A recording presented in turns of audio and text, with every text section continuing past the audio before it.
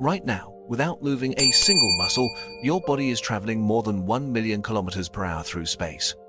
That's faster than a speeding bullet, faster than any rocket humanity has ever built, and yet you feel absolutely nothing. How can that be? If your coffee cup isn't flying off the table, are you really moving? Or is motion just a trick of perspective? This isn't just a physics curiosity, it's a riddle about reality itself. Because every second you live, you're on the fastest trip you'll ever take, and you didn't even need a ticket. You promised your partner you wouldn't move from the couch, and technically, you kept your word, your muscles rested. But physics laughs at promises.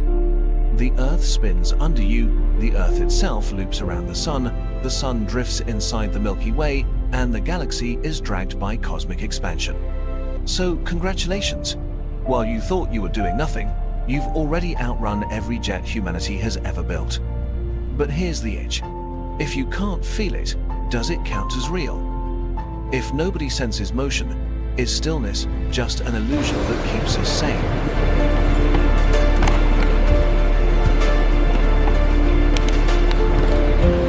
The central idea is relative motion. At a high school level, motion is change of position over time. Simple. But change compared to what? Position is never absolute, it's always relative. Stand inside a bus. To your seat, you're still. To a tree outside, you're racing by. Both are true. Motion is like gossip. It only exists if there's another point of view to spread it. Think of the airport conveyor belt. Walk forward on it, and your ground speed is the sum of walking plus belt motion. Walk backward, and to someone standing still, you might appear frozen even though your feet are moving. That's the trick. What we call rest is usually just motion hidden by perspective. Einstein's relativity turned this intuition into law. There is no universal scoreboard. Motion is always measured against something else, which means not going anywhere is just forgetting which scoreboard you're using.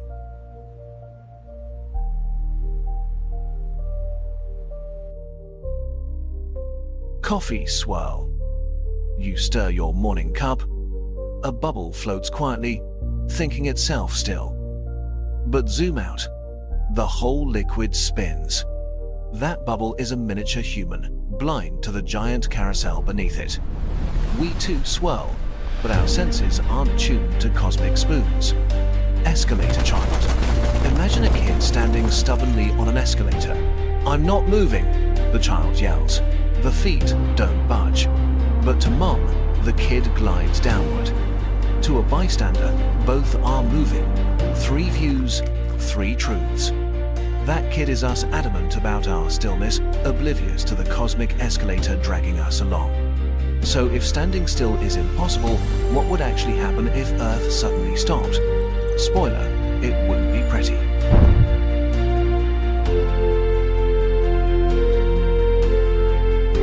Here's the twist. You only notice speed when it changes. Your inner ear is a motion detector, not a speedometer. That's why a jet cruising smoothly at 900 kilometers per hour feels like nothing, but one tiny bump of turbulence sends your stomach into freefall. This has a strange consequence. The colossal velocities of Earth's spin and orbit are invisible to us because they're steady. Our biology ignores them. Which begs the question, if a motion is so uniform that no creature can feel it, does it still count as real? Or is reality just what our senses are tuned to register?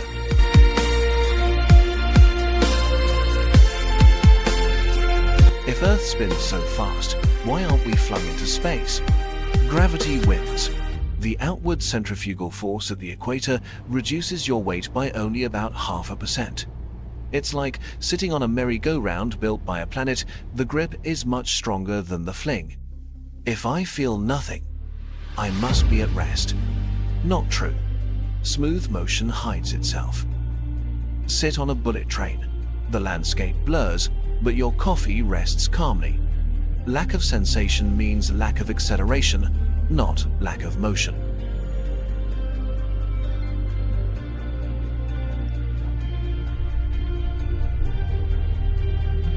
Galileo Galilei in 1632 argued that no experiment inside a sealed ship cabin could reveal whether the ship was moving smoothly or at rest. Isaac Newton in 1687 imagined an absolute space, a stage on which motion could be measured once and for all. But Albert Einstein in 1905 shattered that dream with special relativity. There is no universal stage, only relationships. Ernst Mach added, motion makes sense only relative to other matter, especially the distant stars. And in 1929, Edwin Hubble revealed that galaxies rush apart in cosmic expansion. Absolute rest, if it ever existed, dissolved into cosmic comedy. So if the smartest minds in history couldn't agree on what still means, should we really trust our couch to define it for us?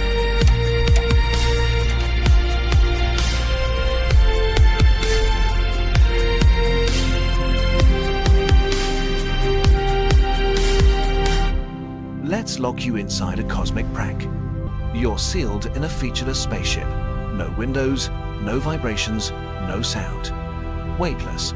How would you know if the ship was standing still or gliding 50,000 kilometers per hour? You can't. Every experiment with marbles or pendulums gives the same result. Now a small window opens. A star drifts past. Aha, you must be moving. But the suspicion creeps in. Maybe the star is moving instead. Or maybe both of you are floating on a larger current, like leaves drifting together on a hidden river. Which leaf is still? The question collapses. This reveals the heart of it. Without an external anchor, rest is meaningless. And the universe offers no anchor. We are all sealed in the cosmic spaceship, interpreting, guessing, but never truly still.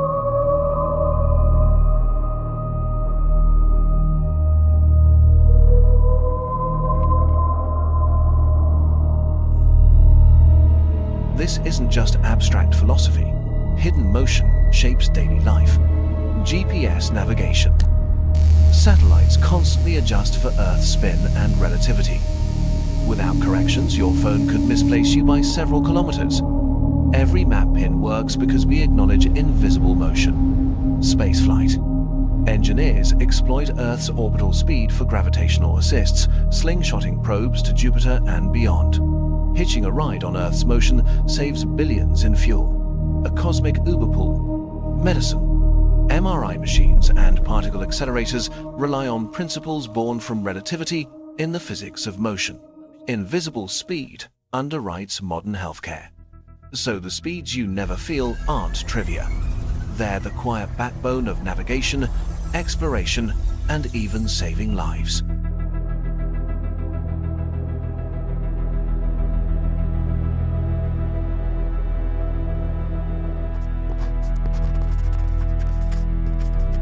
Some days I feel stuck. Same desk, same routine. But remembering I'm literally spinning with a planet and orbiting a star makes me feel less trapped. Even on days of doing nothing, my atoms have crossed millions of kilometers. That perspective is oddly comforting. It also humbles me. We crave stability, yet motion is baked into existence. The ground itself is a traveler.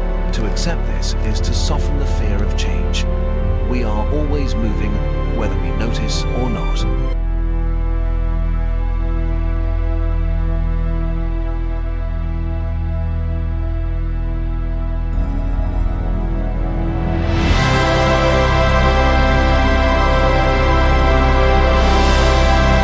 We began with a paradox. Sitting still while racing through space. Now it's clear stillness is only a local story. On cosmic scales, there is no pause button. Motion is the rule, woven into every frame of reference.